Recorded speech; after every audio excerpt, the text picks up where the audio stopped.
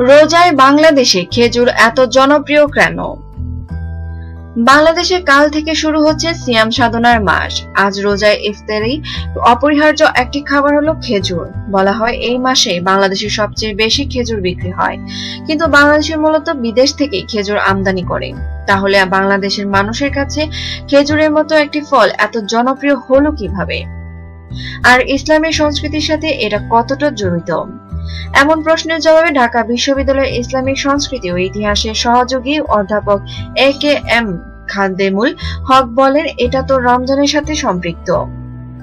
হযরত মুহাম্মদ সাল্লাল্লাহু আলাইহি সাল্লাম রোজা খোলার সময় অর্থাৎ ইফতারে খেজুর খেতেন।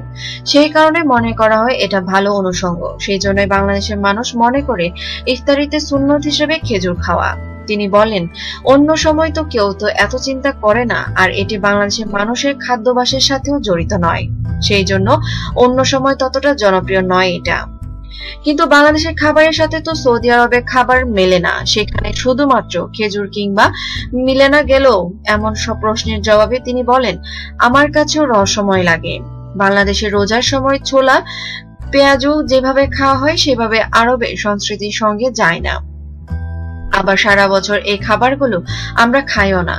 কি করে যে রোজা বা ইফতারের অনুষঙ্গ এগুলো হলো সেটাও নিয়ে গবেষণা করতে পারে।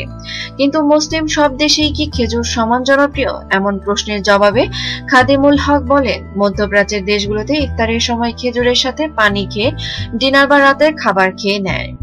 তারা ধারণা বাংলাদেশে গত কয়েক দশকে খেজুর প্রচলন বেশি বেড়েছে। নিত্য নতুন খবর পেতে আমাদের সাথেই থাকুন এবং সাবস্ক্রাইব করুন।